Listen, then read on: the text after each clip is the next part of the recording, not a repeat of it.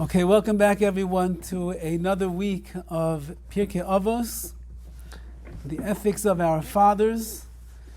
And as the shuls are beginning to slowly open up, so there's actually one person sitting in the audience over here tonight live, and the rest of you are here on Zoom. And I'd like to learn with you tonight a Mishnah, which is something that Chazal, our sages, spoke about thousands of years ago already, which is very apropos for our time and the age that we are living in right now. We're living in a time of unrest. And we look at the world that began already 3 months ago, and when we went into our homes under lockdown and quarantine for the coronavirus, it began to create a lot of unrest inside of people. You have the naysayers in the world who say, it's Baba Mises, it's not such a big deal. What's 450,000 people dying in 3 months? They would have died anyway. There's other germs and there's other viruses in the air. What's the big deal? You have the youth who can't stand wearing the masks. They don't like this whole idea of social distancing. Tell a teenage boy that he has to social distance for 3 months straight. It's an impossibility. You have the elderly people who are locked up in their homes. They can't see their children, their grandchildren. They can't go to the stores. They can't go any place. They have to walk around everywhere with a mask on their face. There's great consternation in the world. And every single person in their whatever social sphere they find themselves in, whatever age group it is that they will find themselves a part of, whatever their background is that they are thrust into or they are thrust from. So everybody finds themselves in a bit of a world of unrest at this point. And therefore it's really not a surprise that just 3 weeks ago, maybe only 2 weeks ago, we saw the world explode with that unrest in the vicious riots that began throughout America. And apparently it's become such a cause in the world. The riots and the protests are taking place really throughout the world right now. Why should the world lose out on an opportunity to protest and to riot? Just like the virus was everywhere you could possibly find in the universe, these two. But it really comes as no surprise. When you have people under closed doors, people losing their jobs, people suffering. You know how many divorces took place in the last 3 months? It's not a joke, but it's reality.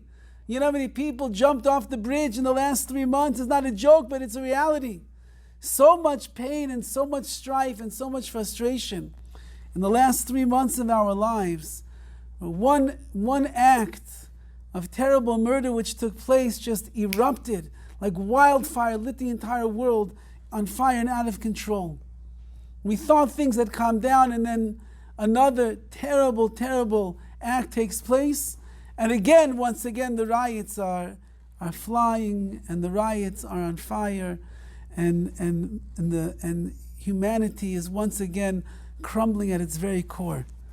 And as we sit back and we watch the news, we read what's going on in the papers, we hear the noise on the streets, it's almost shocking to see the anarchy that is taking place in our time, our day and age, in America, land of the home, land of the free, a place that is filled with democracy. We put our trust in our governmental officials.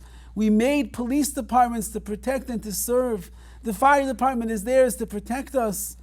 How could it be possible in our day and age, 2020, sophisticated man, technologically advanced man, someone who goes to the Ivy League schools, man who is sitting in the space station right now, in the moon, person who has designed so many things in this world that are at our fingertips all of the time. How is it possible that in our day and age, in our times, in our world, in our society, in a society where the word mindfulness is on everybody's lips, the world to coexist is on everybody's bumper sticker, and the words of acceptance and inclusion and everything, and not to be judgmental about anybody and anything. tolerance. How is it possible that in such a society, in such a world, in such a country like ours that we have, how is it possible that there is so much unrest and violence and literally anarchy on the streets going on around us? How does this take place? So we can't blame it all on the coronavirus. It would be very convenient after 120 years, whatever mistakes we made with the rest of our lives starting March 15, 2020, we will say to Hashem, COVID-19, what do you want from me? I tried to be a good guy up until March 15th, 2020. Once quarantine and the virus hit, that was it. It was total destruction of human psyche. What can I do with myself? It's not going to be so simple to claim that excuse for all of the mistakes that we make in our life. The Mishnah in PIRKEI AVOS says the following. This is in the 3rd chapter, the 2nd Mishnah. Rabbi Chanina Sagan HaKohanim, Rabbi Chanina, who was the deputy Kohen Gadol, high priest, Omer, he said the following: Hevi mispalel b'shloimo shel malchus. You should daven, you should pray for the shloimo, for the peace of the malchus, of the government.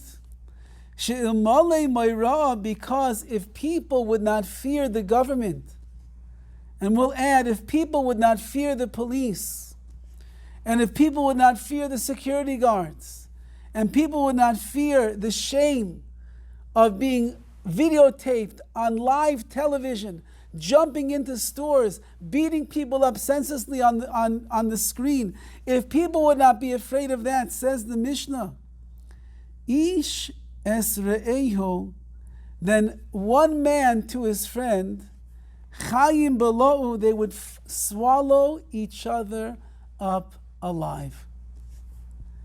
Chazal do not mince words when they want to get a message across. Their words, the Maharal tells us, they are gachali eish, they are fiery coals. And the fires in these coals have been burning for thousands of years already.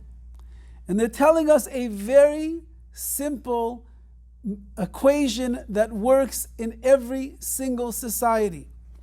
And that is, we, Klal Yisrael, the Jewish people, and I would say every person in the world, should be davening, they should be praying for the shloimo shel malchus, for the welfare, for the peace, the tranquility of the government, as we're going to see in our Mefarshim, the commentators, what that means.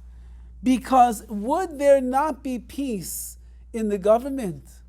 Would there not be peace on the streets? Would people not accept authority in their lives? Then ish es re'ehu chayim below, a man would swallow up his friend alive. Says the Bartanora on that word, on those words that a person would swallow up his friends alive. There's a pasuk, there's a verse in Chavakuk, and it says, V'tasei adam kedegei hayam. Man, Hashem has made man like the fish of the sea. Just like the fish of the sea, the larger ones swallow up the smaller ones. Af b'nei adam, so too by human beings. If they would not be afraid and have fear and be concerned about getting caught by the police and about doing things that defy all of authority, anyone that is greater than his friend, he will swallow his friend up, and as it says in the Mishnah, Chaim alive. Whoever is greater in power, whoever is greater in strength, whoever has more frustration after 3 months of coronavirus, whoever is fighting more for something that they believe in, even if it goes against the grain of authority and police force and so on and so forth, they will swallow up their friend. They will swallow up the world alive just like that. Like the big fish will swallow up the little fish. Sharks go and they will eat any fish that is smaller than it. The whale eats the plankton. The other, the grouper fish eats something that's smaller than that. That's how it works. So too humankind, mankind, when they will get into a situation where they no longer have any fear, no longer any concern that the powers of law are watching them, so then they will go and they will swallow up the world alive. Chazal could not be speaking more about our generation. As we go through this Mishnah together, there are three different ways in which the Mefarshim, the commentators, explain the words of Chazal over here. And we'll see each one of these pathways, and perhaps we'll see that they're all connected together as one. So the first idea that I would like to discuss are the words of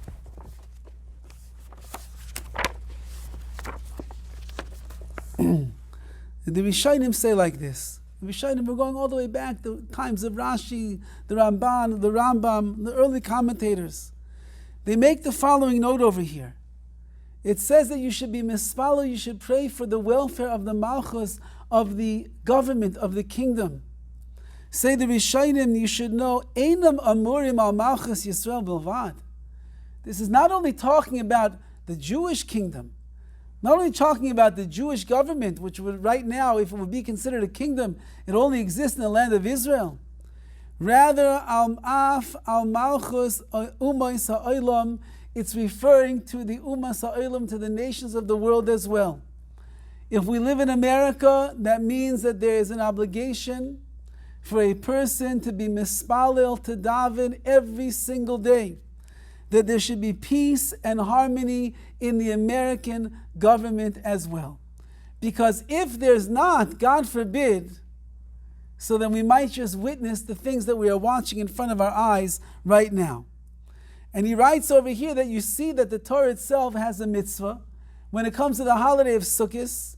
On the holiday of Sukkot, we know that there are shivim, there are 70 korbanos, sacrifices that we offer. Why are there 70 sacrifices? Says the Gemara, those sacrifices they parallel the 70 nations of the world. And as we are celebrating our great glory on Sukkot, on that beautiful holiday of joy, so we include the rest of the world in that celebration as well. Klal Yisrael cares about the rest of the world. We're concerned about the other nations that are there. We should be happy, we should be settled, we should have goodness. The whole world should be in harmony and unity as well. And we find the Gemara tells us that when it came to the destruction of the Beis HaMikdash, of the temple, the Gemara says that if the nations of the world would have understood the kind of bracha, the kind of blessing that came to the world as a result of having a Beis HaMikdash standing in its place, they never would have come to destroy it. They never would have come to become our enemies and attack us. Rather, the nations themselves would have guarded the Beis HaMikdash with their own armies to make sure that nothing ever wrong happened to that place. Because therein lies the divine presence. There brings the bracha, the goodness, and the flow, the abundant flow of Hashem's divine presence into this world. And they also benefit. America would also benefit if there was a Beis HaMikdash. America would also be inclined to be more spiritual, more godly, more divine if there was a Beis HaMikdash that was still in this world. And therefore our job, that when we daven to HaKadosh Baruch Hu for our own welfare, for our own health, for our own parnas, our own livelihood, for our own family, for the goodness that we want to come to us, says the Mishnah, you should also make a point to pray for the welfare of the government of the country that you are living in, because they also need to be in line. They also need to be in a place that is going to be favorable in the eyes of Hashem in order that they should survive. America has had bracha for hundreds of years. We became the most powerful, mighty nation in the entire world. We are the superpower of history. And yet America is crumbling in front of our very own eyes over here. I'm not such an old man, I'm not such a young man. And yet I see things with my eyes in the last 3 months. No, we never witnessed such things before. We never saw such anarchy, such upheaval. It's like a civil war going on in certain states. I heard that in Seattle there's this they took over part of the city, and there's now Chaz. There's now a new government. It's a new city. It's a new state. They threw the police out of their precinct. They threw the people out of their homes. And they said, we'll take over. We'll create a utopian society over here. We're going to create something new right now. This never happened before. America, which was once the highest of heights, where everybody was in awe of us, everybody honored us, every country tried to copy us. Suddenly, at the very core of who this nation is, of what we are, it is beginning to crumble, and it's crumbling, unfortunately, quite fast and in a very scary and a very ominous type of a way. And that's why the Mefarshim, the commentators, explain. It doesn't say Avi Mispalel that you should pray for the Melek, for the king. Rather, you should pray for the Malchus. You should pray for the kingship, for the government itself. And they explain the following idea, and that is Kavanosai. The intention is Sheyesh li'yispal al shalom HaMelech. You should pray for the welfare of the king. Let's call him the president. Im Sarav, with his ministers. Let's call them the Republicans and the Democrats. V'yoyetzav and his advisors. Levi shehem manhigim es malchus ha'osim mishpat ba'aretz. Because when the president has a group of people that are working together, that are getting along together, that are abiding by the rules together, and they are here to serve the people together, to make this country and this nation stronger and better, so then things work cohesively. And the president has ideas, and his board will support him. And the Democrats will say, you know what, we also want the country to run in the best way. And if we're going to fight against them all the time, it's simply not going to work. So you know what, let's get on board also. Let's talk. If there's something that we don't understand, let's sit down at the table. Let's put away our gaiva, our conceitedness, our haughtiness. Let a president humble himself and say, I'm willing to listen. I'm willing to hear. What do my advisors have to say? Tell me what would be right at this juncture in history right now. Because if the president and his ministers and his board and his cabinet and his vice president and Dr. Fauci and the Democrats and the governors and the mayors of all the country don't get along together, oh boy, are we in trouble. What's the trouble? Take a look at the news and you'll see what the trouble is.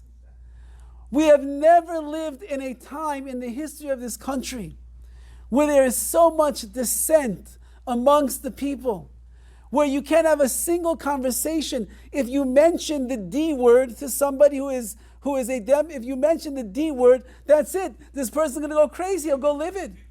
And if you mention the R word to a D person, they're going to go livid. When did it become like this? When did it become that everything becomes a political fight? Now, first of all, I'm not such a political person, and I don't use the pulpit for politics, but there was a great Rosh Yeshiva whose name was Rav Mendel Kaplan. He came from Europe, and he came from Europe and he ended up here in America, and his first stop was Chicago. And when he got to Chicago, he became part of the yeshiva there. He was one of the Rosh Yeshivas, one of the Rebbeim. And it was his first contact with American yeshiva bachrim. He was used to the days of Europe. They were sitting, they were learning, there was great Yirah Shamayim.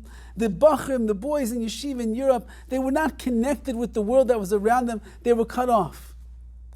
And he sees that the boys in America, in Chicago, they liked reading the newspaper. Oh, they loved the newspaper to see what's going on in the good old US of A. And he saw them walking. They had in yeshiva. They would, during their breaks, they would read the newspaper. They would hack away. They would talk about what the news was. So one day he said to the boys in yeshiva, he says, you know what? There's nothing wrong with knowing the news and knowing what's going on in the world. There's nothing wrong at all. But I want to teach you how to look at the news through the eyes of the Torah so you'll understand the news. Then it's okay to read it. But if you're going to read CNN, if you're going to watch CNN, you're going to listen to all of their rhetoric, you're going to listen to all of their commentaries, their running commentaries on the political affairs that are going on in the world today. And you'll think that that's real news, it's fake news, it doesn't really matter. So then you're taking out our hashkafa, our outlook as a Jew. Why are things happening the way that they're happening? So I'm not a politician, and I try not to bring politics into the pulpit very often, but there's so much dissent that is going on in the world. We have to try to understand at least a little bit what we're able to. From the eyes of Chazal, of our sages, from the eyes of the Torah, why HaKadosh Baruch Hu is allowing the world to crumble in front of our very eyes. And one of the things is, when there is no peace in the government, then when the government is in unrest, when the nations, a very similar thing, that when you have a husband and a wife who bicker and argue and fight all of the time, you create anxiety in the children. This is proven by all psychologists. I know somebody who, he and his wife unfortunately have a very difficult marriage, very, very difficult. Shalom Bayis is not simple to come by in that house at all. And one of their children developed a terrible kind of a twitch where they would constantly scratch themselves in a certain way whenever they would start to get nervous. And they would get nervous quite often. What's the reason? Because when you have a father and you have a mother who are running the house, who you are relying upon to be in control, you're relying upon them to get along with each other, you're relying upon them to speak nice and peaceful and infuse the house with security. When you see that father and that mother that are fighting with one another and arguing and screaming and yelling and slamming doors and running out of the house, all of your stability, all of your confidence, all of your security, it crumbles in front of your very eyes. So we're living in the time right now in America. I don't think America ever saw such a show, such a sitcom, such a soap opera in front of our eyes every single day, where there is infighting between Republicans and Republicans. There is infighting between the Democrats. Just look at the Democratic Party right now. They had Bernie Sanders was going to become the nominee for the presidential candidate for the Democrats. But they got nervous that maybe he's going to destroy the country. So they worked behind his back. Everybody starts dropping out of the candidacy, and everybody supports Biden. So Biden's going to become suddenly from being half dead the entire time. His campaign was gone. Suddenly in 2 days, he's the presidential nominee. So the Democrats themselves are fighting. The Republicans are fighting amongst themselves. Do we support the president for everything that he says? Should we inject ourselves with bleach because he says bleach is going to cure the virus? Should we listen to what he says about the governors, about this? Should we make round? There's fighting over there. And then on top of all that, the infighting that goes on between the Republicans and the Democrats. Remember, these are supposed to be the most highly elected officials representing the American people. We would expect for them to have good midas, derech eretz. How about some decency, some common decency? How are you going to treat one another? How are you going to talk to one another? How are you going to deal with each other's policies? When you don't get along, you don't see eye to eye, well, let's sit down. Everybody can't be right. It doesn't work like that. Let's sit down. Let's talk about it maturely. Not fighting, not with an agenda, not with I'm going to get your goat, I have something to get against you. Let's go about it in the proper way. But no, it doesn't work like that. And the worst part of our generation is, since that everything is public, everything is on the TV, everything is, when you walk into any store in the world today, the TV is running 24 hours a day, and it always seems to be on the news station, and you always see the president making his ugly faces at the reporters, and the reporters making their ugly faces back at him, and there she is ripping up his State of the Union of address, and then you see them fighting with one another, and then trying to condemn him and trying to get him ousted from his seat. So what does a young person in America think about this society? What does the 20-something crowd think when they see what's going on with our leaders? No one gets along. Everybody hates each other. Everybody screams, everybody yells, everybody makes fun of one another. Everybody calls each other names. They put each other down. They refuse ever to agree with one thing that the other person says. And just arguing and fighting and dissension and hatred and inner turmoil. So what does the average person think when they look at the world today? Well, the government's falling apart already as it is. They don't know what they're doing. It's clear to us they don't know what they're doing.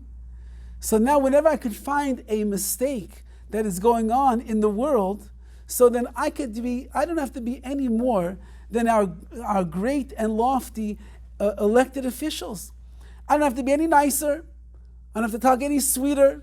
I could be as rude as I want and as hateful as I want and distasteful as I want, because that's what's going on. The leaders from the top up, from the top down, that's how it works. Says the Mishnah over here, you need to pray for the shloima, for the peace of the malchus of the government in its entirety. Because if there's katata, if there's fighting, and if there's arguments that are going on amongst them, then what do you expect the people in this world, how do you expect them to behave? We should walk around and talk nicely to one another when the president and this one can't talk even for 2 minutes, have a smile on their face. We should walk into a store and somebody offends us with the things that they say, and we say, oh, that's okay, that's fine. When we have people that are tweeting at 3 o'clock in the morning their nasty comments about somebody who said something not nice about them, we should treat our spouses and we should treat our children and our friends and our relatives and our employees in a nice way. When you have all these employees who are working for the government, who are working as representatives of the people, they themselves can't even have a single conversation that doesn't escalate into a fight where somebody's going to walk off, stomping off like a baby on the schoolyard. Why should we be expected to act any differently? Says the Mishnah, if you're not praying that these people get along and these people can see, even if they don't see eye to eye, but a little bit, appreciate each other, understand each other, listen to one another, hear what's being said, try to come to some kind of a pshara, some kind of a compromise on that which is going on. So then, are riots and anarchy, is that a surprise? If there's unrest in the House, in the Senate, if there's unrest in the White House, if there is dissent on Capitol Hill and in the Parliament, so why should the people who are just the people that are being represented by those leaders, why should we be any different? So number one, we have to be mispal, we have to daven. We have to pray for the peace and the harmony amongst the leaders of this country, in order that things, the anger and the tension and the frustration and the angst that is there should begin to subside, in order that everything could just start to calm down once again and people can start acting like regular, like normal, the way that it's supposed to be. And they point out, it says, heavy mispalil. You should be a mispalil. You should be someone who davens, who prays so much for this, it becomes part of your essence. Not that you should be someone that is going to daven. That's not the way that it says in the language of Hebrew over here. Rather, heavy mispalil, you should be a mispalil. You should constantly be in the mode of prayer when it comes to this. That's how important it is when you live in a foreign country, to ensure that there is peace and harmony going on in the government, in order that things don't go out of control. Look at Nazi Germany. Up until the time of Hitler, where he came by surprise. So there was a regime, maybe a little bit of a dictatorship, or some kind of democracy that was going on over there, but it was somewhat normal. He came in there, Yamach Shemo Hitler, and he just turned everything over, and he created such chaos And once there's chaos, anything goes. Which should be alarming to us. There's chaos in the government right now. There's chaos in the world. And God forbid, when there is chaos, anything goes, chas v'chalila. We have to be aware of what is taking place around us. That is one thing that it says in the explanations over here of this Mishnah. The Ritva writes the following: Shal Malchus Kan, when it says over here that you should pray for the Malchus, for the kingship, the intention is La Malchus Shal Maila, it's talking about the kingdom of above.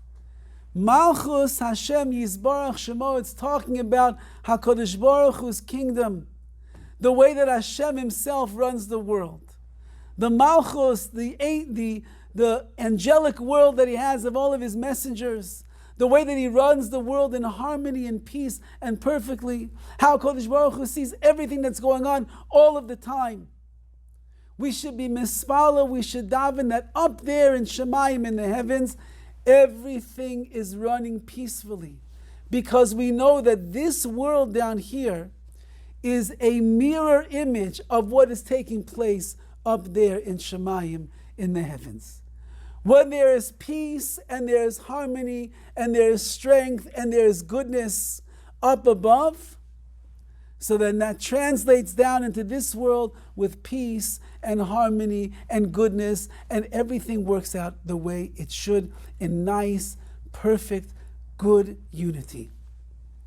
But if above in the heavens there is unrest and there is angst and there is chaos that is going on over there, and we'll see what creates all of that.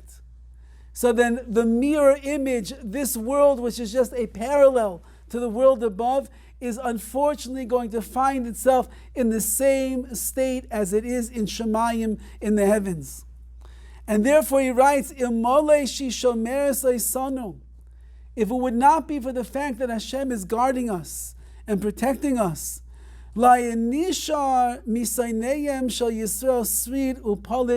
we would not even be able, the Jewish people alone would not be able to remain, because so many enemies would rise up against us and they would end up destroying us. When there is chaos above and HaKadosh Baruch Hu is restricted from doing what he wants to do, we'll have to explain what that means in a moment. So then it is impossible for this world to be able to run in a way that is going to be normal and peaceful, and it's going to run constantly in a good proper path. Because we are just a mirror image of what is going on above. Says the Ritva, therefore, hispalil, a person should pray, bavur shalaymai af loy yeh shalom. We should daven that Hashem's peace and Hashem's harmony should always be at ease and be filled with peace, in order that we could have the harmony and the unity and the tranquility down here in this world. Tanu ois le'elokim. Hashem wants to give strength down here into this world, but as we're going to see, we are the ones that are giving strength to Hashem. So the first pshat, the first explanation is that let's talk about the regular government. They need a lot of prayers, and boy, does this government need a lot of prayers right now in order to get along, to have peace with each other, to stop fighting and making ugly faces and calling each other names and refusing to bend at all on any policy that the other one wants. It's like children. It's enough already.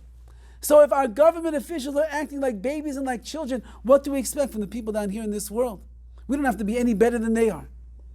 The second explanation is that we are davening that the Malchus Shemayim, the kingdom of heaven, HaKadosh Baruch Hu's rule on this world, we are davening that that should be at peace and there should be no chaos. Because if there would be chaos above, then there is going to be chaos below over here as well.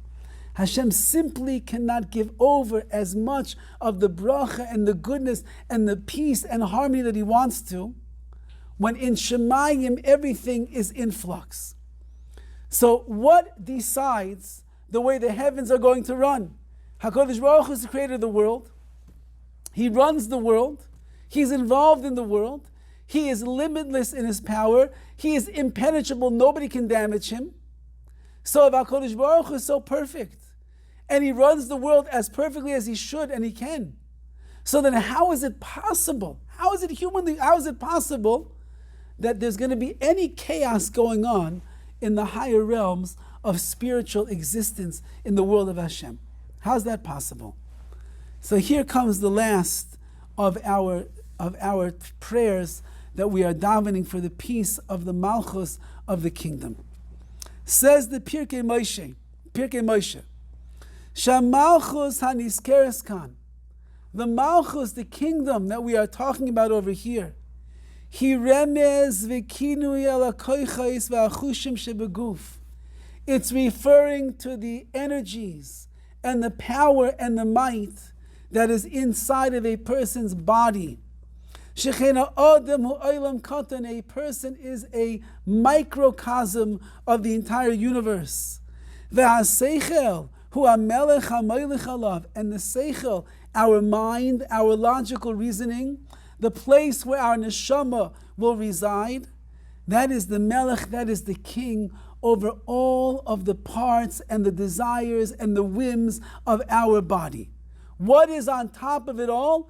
That's the seichel, that is our mind. Our mind, our heart, that's the Melech, that's the king over everything. And when there is peace and harmony amongst all of the physical drives that there are inside of a person, which means that the mind is going to be at peace, it's going to be at ease. Because all of our desires, all of our lusts, all of our drives, all of our physicality is going to machniya itself.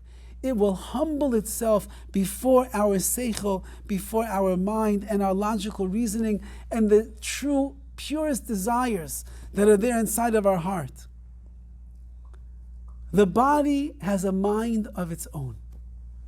The body is the nefesh habahami, which means it is the animalistic drives of a person.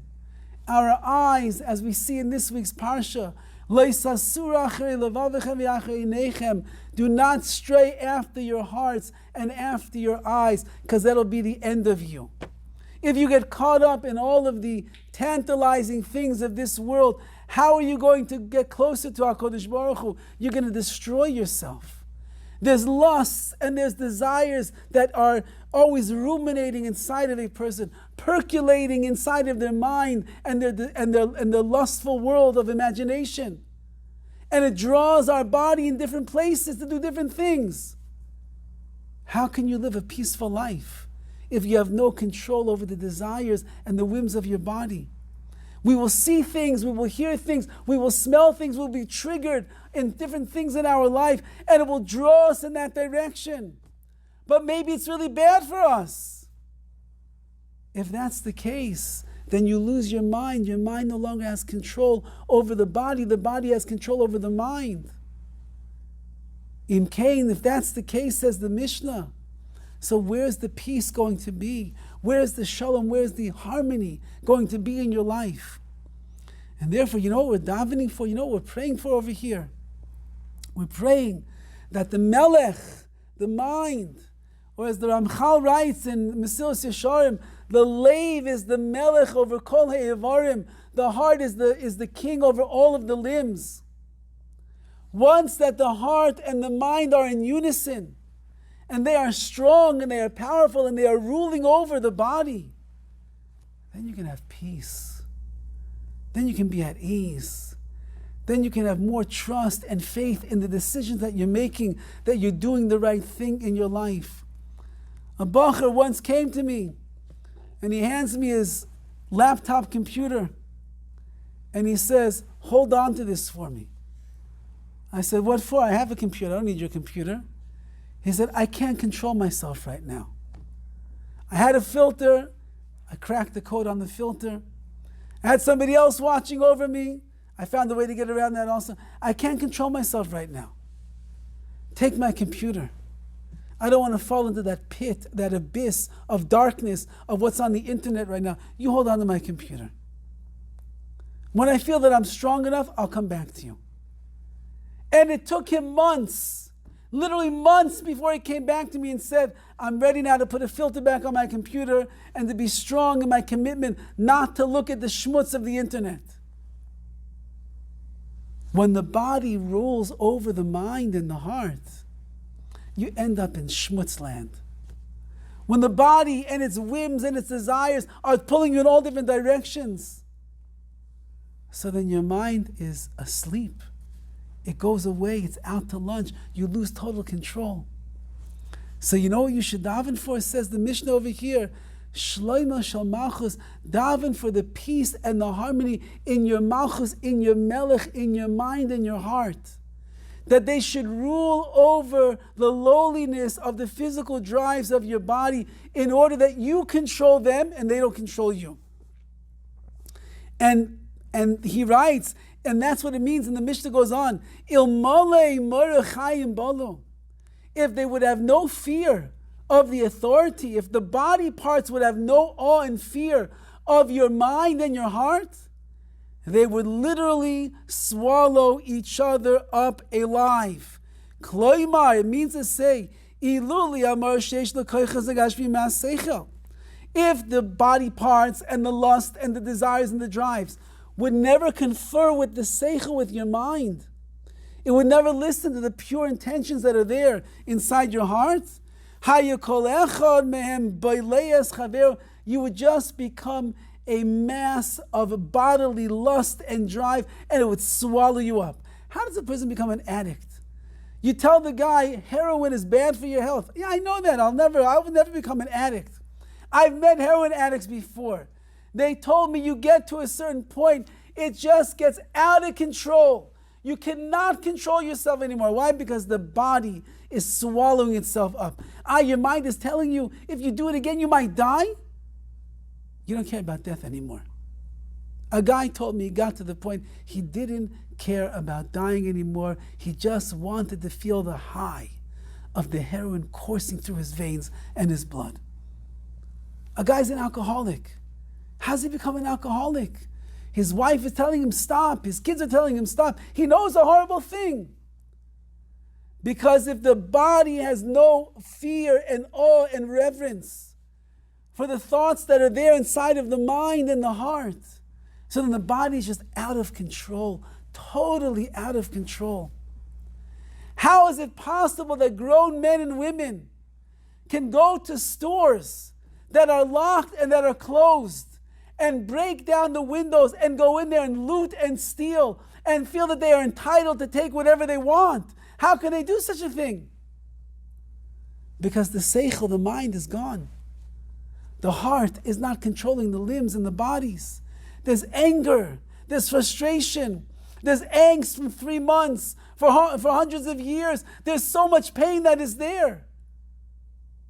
So the seichel, which is the Melek, which is the king, which is supposed to save a person from making mistakes in their life, seichel is turned off, and the body is just eating itself up alive. You know who controls the chaos or the tranquility in Shamayim, in the heavens? HaKadosh Baruch Hu created us b'tselem Elokim, in the image of God. And the Nefesh HaChaim says that the tselem Elokim means that just as HaKadosh Baruch Hu is the Baal HaKoyches Kulam, which means he's the master of all of the powers in this world. He created the world, he runs the world, he's intimately involved in the world. Nothing will happen without his will. When we were created b'tselem Elokim, in the image of God, that means we also become a partner with Hashem as the Baal HaKoyches Kulam, as the master of all of the powers of this world. Which means Kol ma shemayla mimcha. Everything, the Mishnah says, you should know, Kol ma shemala, everything that is above is mimcha, is coming from you. Everything that you do down here in this world has long-reaching effects into the heavens. When you speak Lashon Hara, it destroys it destroys the tranquility in the heavens. When you are involved in sinful behavior, it creates chaos inside of yourself, chaos in this world, chaos up there as well. When a person should be in davening and instead they're out in the hallways on their telephone seeing how the stock market is doing, that's chaos already that is taking place here, and it's going up there as well. When there is dissent amongst people, and there is sinas chinam, and there is hatred amongst us, so that creates an anger and a frustration and a wrath that is going to come down, God forbid, from above upon us. So how do we have the shalom, how do we have the peace of the malchus shamayim, of the kingdom of Hashem? It starts right down here with us. Our behavior, our mitzvahs, our moving away from the world of averes, of sin and of hate, of trying to do those things which are going to find favor in the eyes of Hashem and mankind around us. The numerous mitzvahs of bein adam lechaver, how to treat another person, how to be kind, how to be respectful, how to be mindful, how to be caring, concerning, how to humble ourselves in front of others, no matter how big or how small they might be. Because HaKadosh Baruch Hu loves humility in the leiv nishbar, in the broken heart, in the humble of spirit. There you will find Hashem. And when we begin to behave in the right way and not get caught up in the wrong ways that we see all around us, so then we are able to restore the malchus, the kingdom inside of ourselves. The mind and the heart will work in tandem to rule over our body. And that itself will give koyach to nu oiz lelokim. You give strength to Hashem. He doesn't need our strength, but He set up the world in such a way that He desires our actions to run the world. And then, just maybe, perhaps, with some extra prayers that we're going to put in for the state of affairs in the government over here, and in the world that we have at large that is going on, then just maybe we will be zeicha, we will merit that there's going to be some peace and harmony as well amongst us.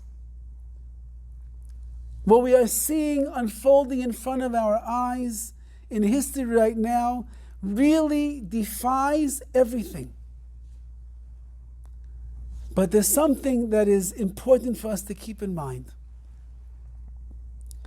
This country was not founded by God. This country was not founded upon the principles of Torah and of mitzvahs. This was a country that was made by man, and all of the laws and all of the rights and all of that which we find in the Constitution, these are man-made laws and rights. These are not the godly rights that we find inside of the Torah. And it's important to note that whenever man is the one who makes the rules and makes the laws, he is always setting himself up for some kind of failure. Because whatever worked in 1776, whatever the current political crisis was at that time, and the state of humanity, which was, I would assume, much better than we have right now, so then perhaps those norms and those morals and those rights and those amendments and those laws, perhaps they worked very good for that nation. But since that we are a democratic society, which means that man is entrusted to make the laws that he feels are best for him, and we elect our government officials because we use them as the representatives of the people, and we put our faith in them that they will know what is best for us. So we have to rely upon their decisions. So therefore, since that man is only one-dimensional, and he's very short-sighted in that which he's able to see, it is impossible that the founding fathers of this country could have made laws which would be eternal for all of the American people. It's an impossibility. And therefore there has to be a very large margin of error that is going to take place. And we've seen it happen throughout all of the decades in the world of democracy all over the world. I would imagine that if Thomas Jefferson and John Hancock knew what was going on in the world today, they would be rolling over in their graves. They wouldn't believe what America looks like right now. They wouldn't believe what that flag is standing for. They wouldn't believe the way in which the greatest positions of power of the government are being abused and are being disgraced and are being totally annihilated in the power and the respect that it once upon a time had. But it's all man-made laws. And man is fallible. And man makes plenty of mistakes. And man's vision, it can only go so far. They can't know how it's going to work. Things that 20 years ago, 50 years ago, 100 years ago were considered to be the biggest crimes in the world, today, you can do them at your leisure. Nothing at all is wrong with them. Things that 20 years ago, nobody would even dream of talking about in private. Today, I understand every TV show, every news program, every movie has to make sure that they make a big deal about all these things because that's what's going on in the world today. Man changes, so to speak, when we get more entrenched in the body and the desires and the lusts. When the morality goes down and down and down over the generations. So then something has to give. So democracy has to take a shift and a change. However, HaKadosh Baruch Hu is the one who created the universe. And HaKadosh Baruch Hu created the neshamas of each and every single one of us. And HaKadosh Baruch Hu made a Torah, and in that Torah He gave us 613 mitzvahs plus to take care of and to service every single aspect of our neshama. And that never changes. Because the Torah, which comes from the Ribbono Shel Olam, who is eternal, the Torah is also eternal. And our neshamas, which all stood by Maimon Har Sinai and received the Torah, whether they were there in the flesh or was only spiritual, were also eternal. And therefore the neshama has never changed over all of these years. It's just gotten more and more buried underneath all the schmutz that this world has to bombard us with and offer. Torah doesn't change. And that's why it's not made up of a book of rights. It is a book of obligations that we have to serve HaKadosh Baruch Hu. And Chazal are painting a very clear picture over here. You must make sure that your body has reverence for your heart and your mind. And therefore you will be in control of the body, and the body will not be in control of you. For if your mind and heart are in control, then you can elevate yourself above the lowliness of this world, and then you will give strength to the Ribbono Shel Olam in His Malchus Shemaim, in His kingdom up there. And He will run the world with perfection and harmony and goodness and blessing.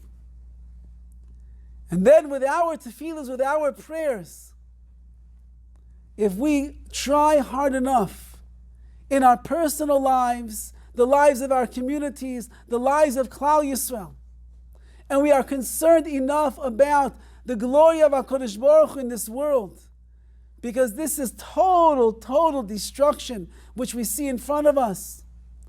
And we will put in our prayers for the sake of the world coming to some kind of truce and some kind of peace. Then we will be zeicher, we will merit to see not that people are literally swallowing each other up alive, but rather once again peace and harmony can be restored to this world and to all of mankind.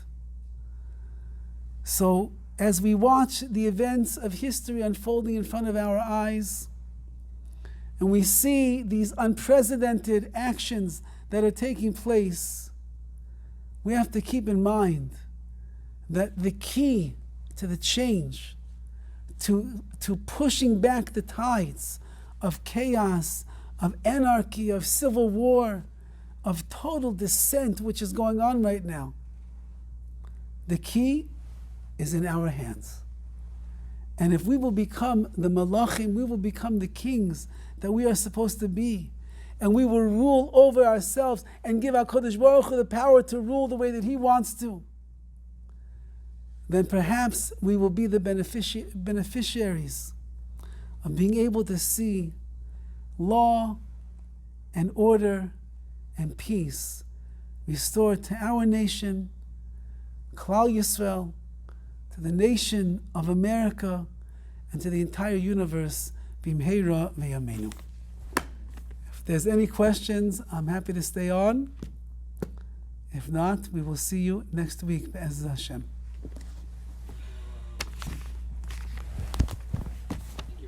You're welcome. You're welcome.